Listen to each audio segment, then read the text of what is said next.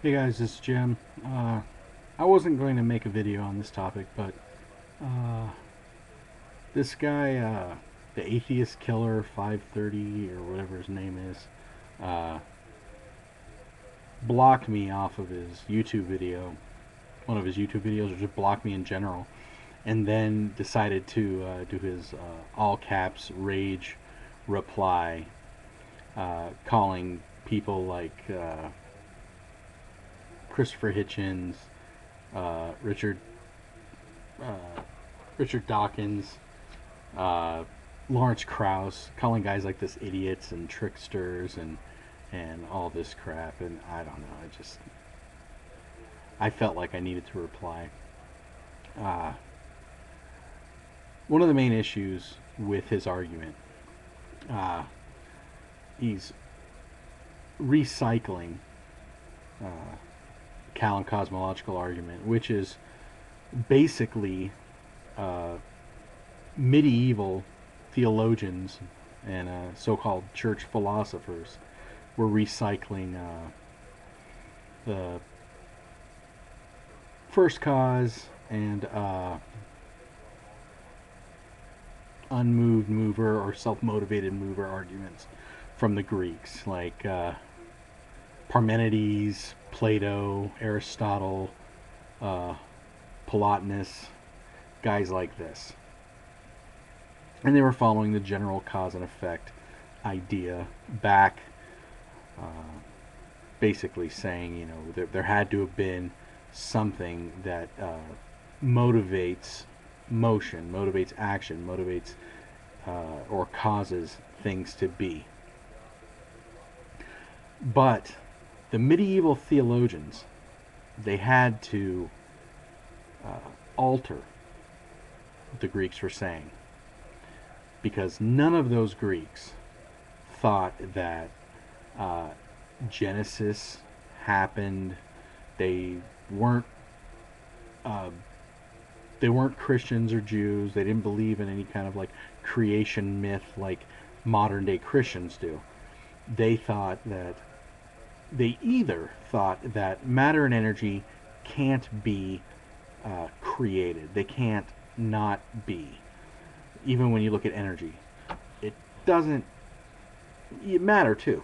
You're looking at subatomic particles. You're looking at energy. It doesn't uh, go away. It just changes. And I think it was Parmenides that said nothing comes from nothing. Many Christians look at this and they think this 0 plus 0 equals 0, and they misunderstand the argument. Nothing comes from nothing didn't mean it's proof that God created everything. It means that energy just changes. It never ends. And, matter, these things like this were built from the elements. And so the Greeks may have gotten some things wrong, being as limited as they were, but they were great thinkers, and they realized that things change. You look at things. What are things?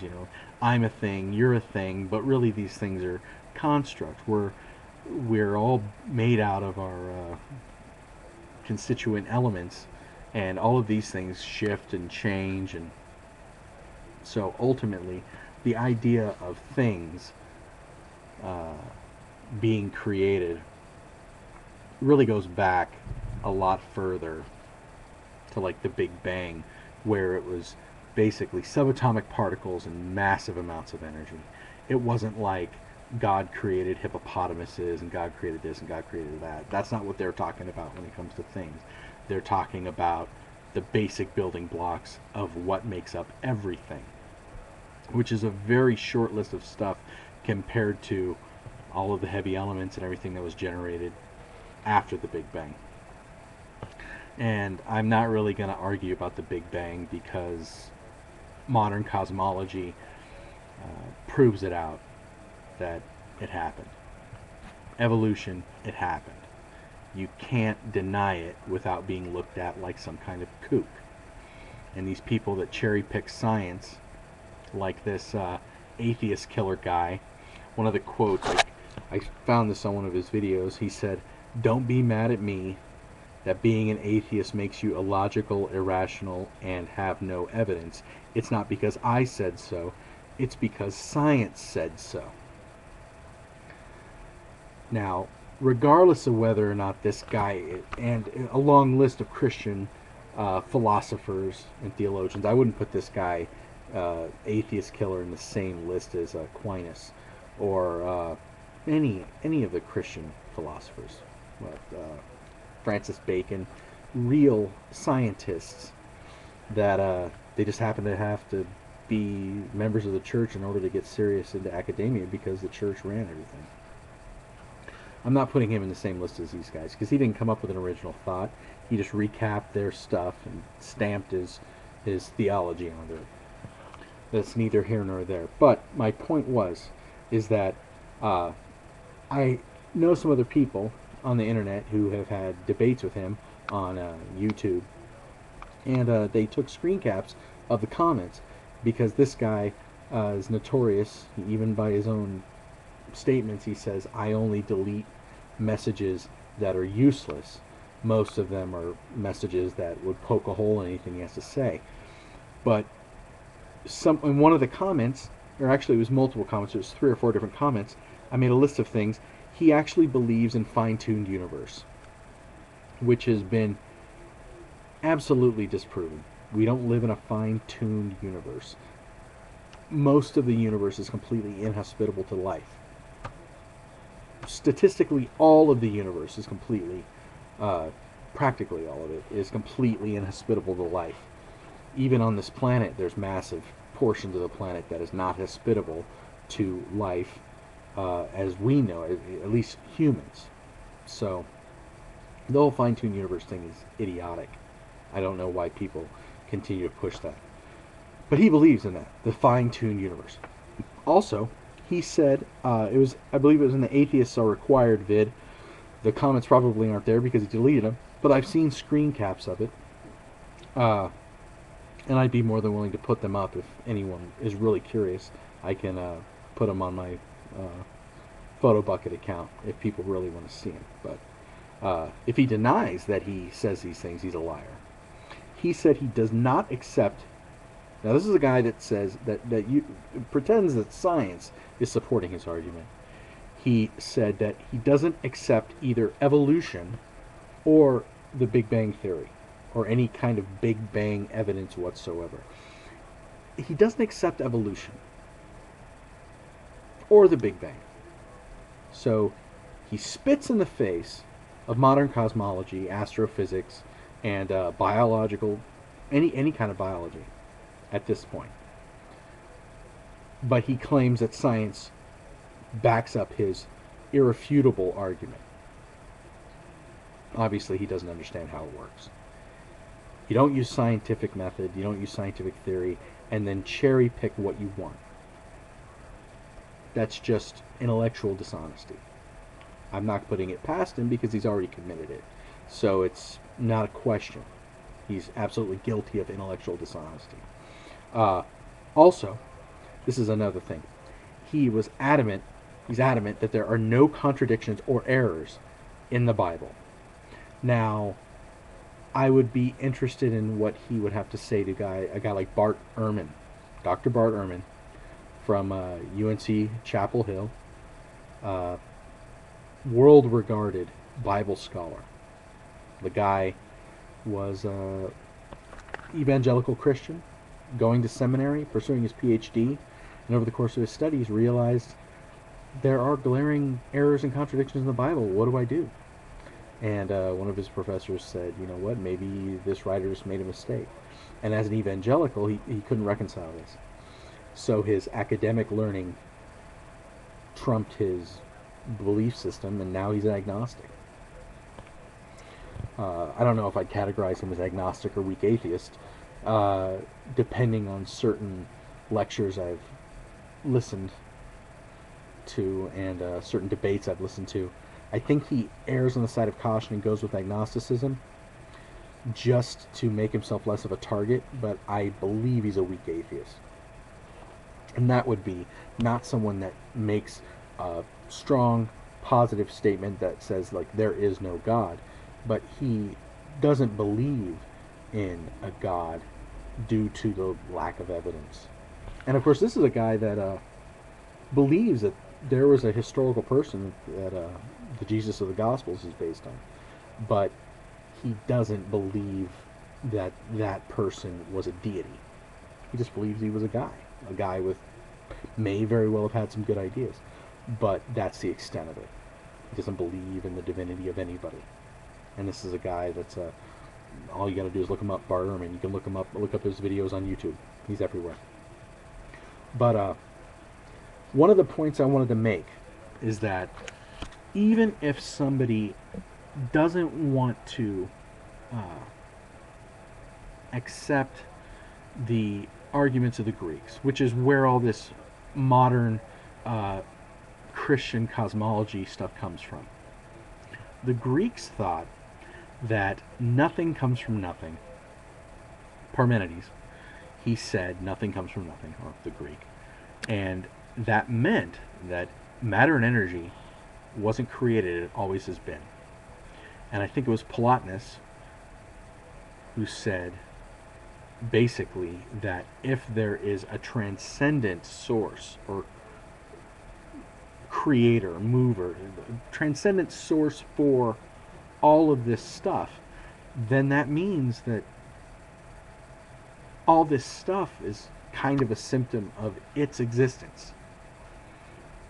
So these guys didn't believe in Genesis or anything like that. They thought if this thing has always been, if this source for the universe has always been, then the universe has always been, in whatever form it may take.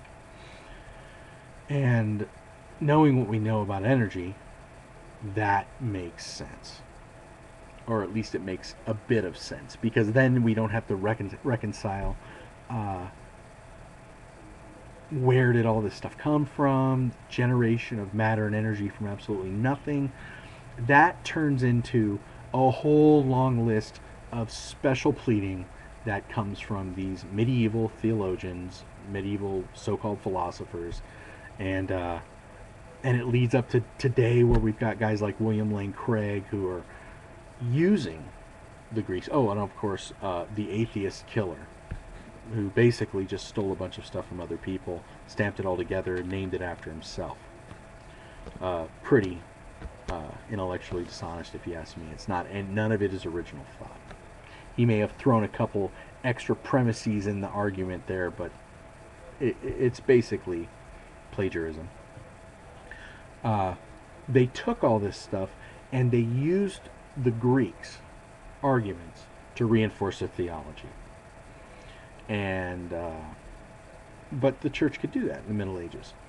Who was going to tell them anything different? No one was going to argue with them, and if they did, they get locked up. Guys got locked up all the time for debating with the church. People talk about, I think Francis Bacon. I think it was Francis Bacon. One of the Bacons. One of those guys. Medieval church philosopher, scientist. The guy also believed in astrology and believed in alchemy. So he ended up getting locked up by the church because he disagreed with the church too much. But he was a Franciscan, I believe. A lot of people want to pick and choose, what they like and what they don't like from these guys. And, oh, this guy was a great scientist and founded scientific theory. And yet the guy believed in alchemy and astrology. So he obviously was missing some points. What was I saying?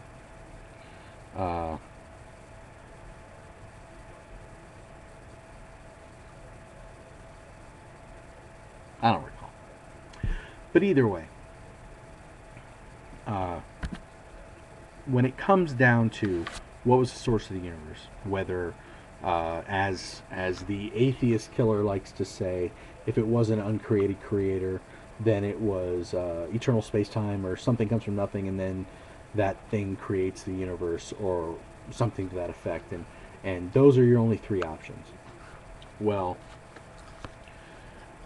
modern science has only been around, we've only been able to observe the universe for a century or less. I mean, really observe the universe. And I think it would be a little bit ahead of ourselves to say that those are our only three options. Considering what we know about observation. 500 years ago, somebody could have been using basic deductive reasoning and looked at the world and said, okay, according to my current worldview, they could fully create an argument for the Earth being the center of the universe.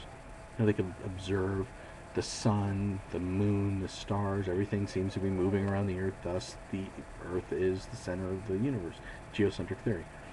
And it would work, because when it comes to deductive reasoning, you need to create an argument where the premises prove the conclusion, but then in order for it to be valid, that's all you have to do. In order for it to be sound, then you have to show that the premises are true in the real world. If the premises are true in the real world, the argument is valid, thus it is sound.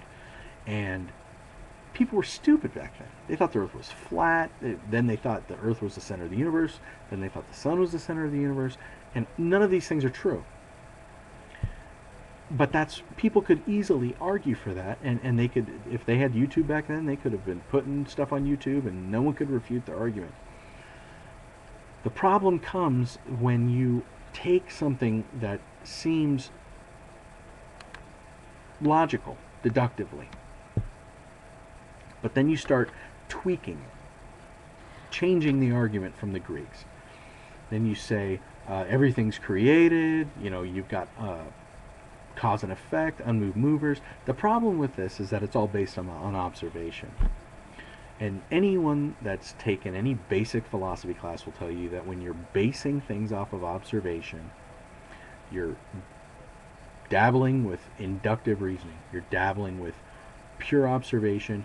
It's not a priori knowledge. It's a posteriori knowledge based on observation. And we think cause and effect creates things. The problem is that when you're looking at things being created, you think, okay, my parents created me, there's this causal chain, but really, what's been created? A bunch of subatomic particles and a massive outburst of energy from the Big Bang. That's what was created. Everything else was just organizing in different organizational patterns of that stuff later into heavier elements, blah, blah, blah, blah, blah. We've got a long list of things that were not created, but formed after the Big Bang. And so that doesn't really work. Also, the more we get into quantum physics, the more we're starting to see subatomic particles come in and out of existence without anything acting upon them, or at least that we can observe. And we're pretty good at observing that type of thing. And so the sciences get pretty muddled at this point.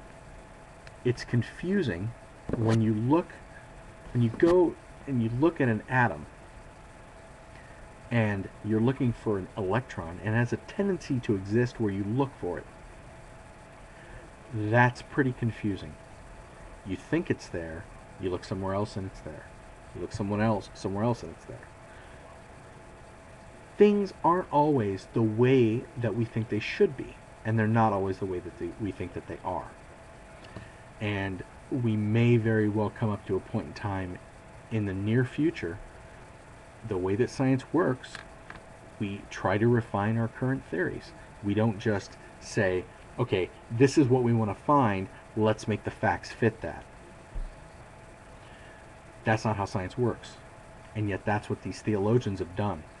They go back and they either tweak other people's theories, or they have a bunch of special pleading. Well, there's a first cause, or there's an unmoved mover, there's an uncreated creator. It's all the same thing. And then they tack a bunch of stuff on him, like he's personal, and he's this, and he's that. And they make all these claims, and then they try to pretend that that validates their religion, where that is not science. science, if you're going to say that it's science, like this atheist killer likes to say, don't argue with me, it's science, you can't pick and choose science. You either accept scientific theory or you don't. Now in science, you look for facts and you try to come to a conclusion. And then you try to verify that conclusion. And if it's verified enough, it ends up being a theory. That's the way it works. And it's got to be verified all over the place before it can be a real scientific theory. Not just some crap you whipped up and named after yourself. That isn't how it works. And if you had a clue, you'd know that. It's unfortunate that YouTube lets everybody put up videos regardless of what their IQ is, regardless of what their educational level is, their motivations are. It's unfortunate, but the internet at this moment is a free place. It's a good thing that there are other people out there that have a clue. But you can't take a bunch of other people's theories and use it to validate your religion, because that is not what the Greeks had in mind. They were looking for the truth. Current Christians have assumptions, and they try to look everywhere to get something to validate it. And even if I was to grant somebody that first cause, unmoved mover, this was a viable option, not only would it be the possible option, it would be the most plausible option if I was to grant somebody that.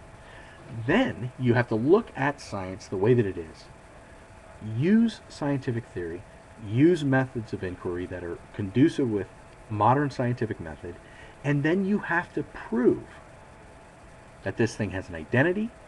If you're supposed to look, if you're suppose you were to look at Pascal's wager,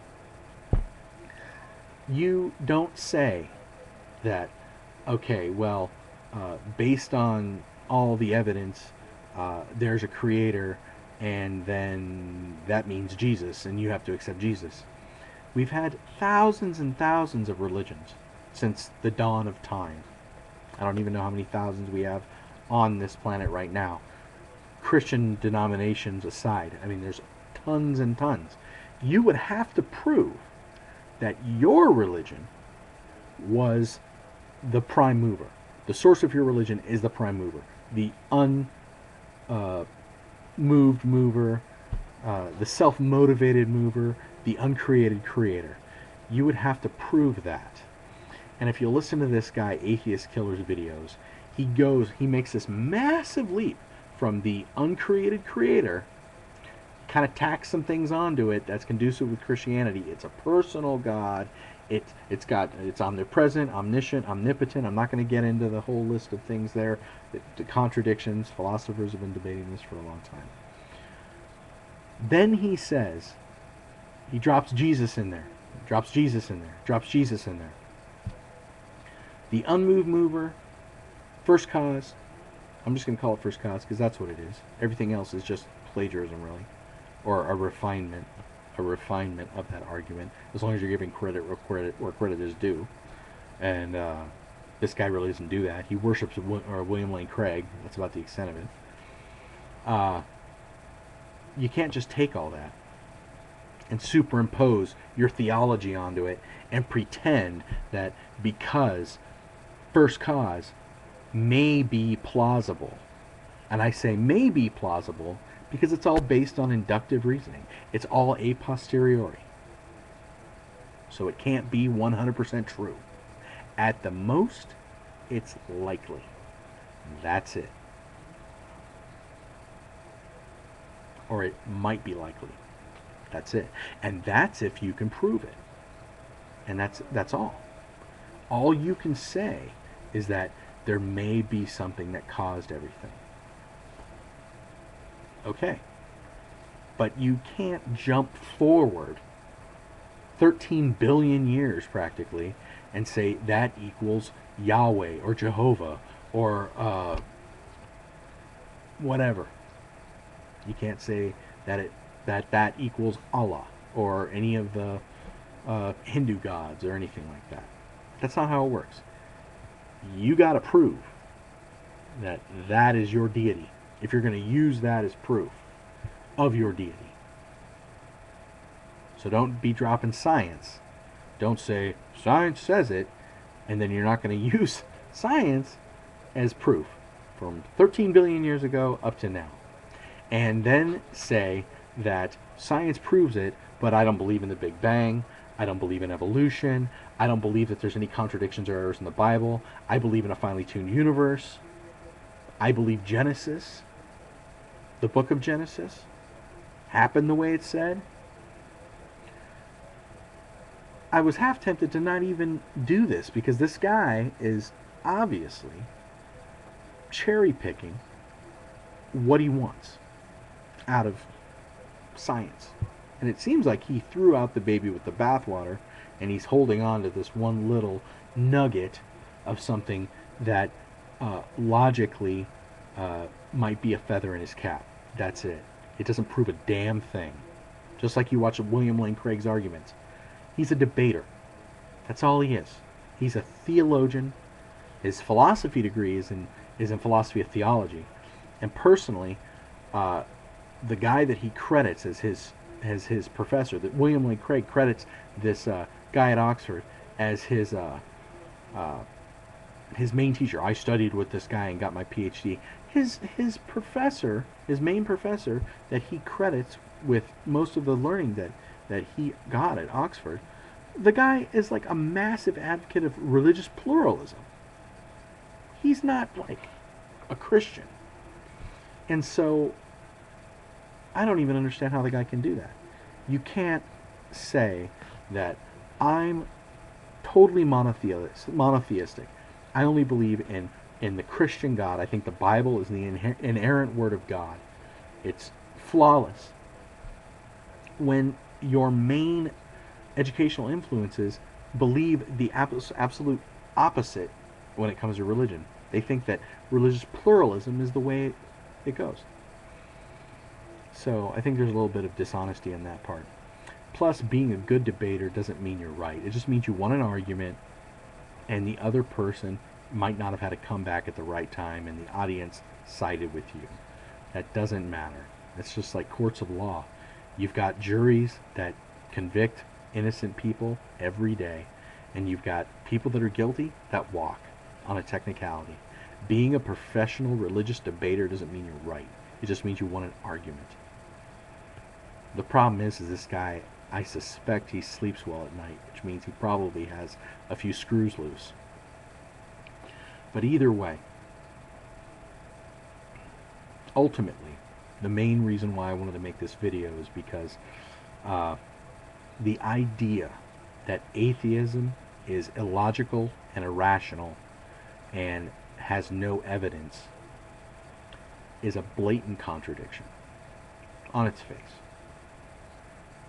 Atheism, 99 out of 100 of the atheists that I know say that they're atheists because they lack evidence for belief in a deity. They just haven't gotten it. They haven't received enough evidence to warrant a belief in a deity.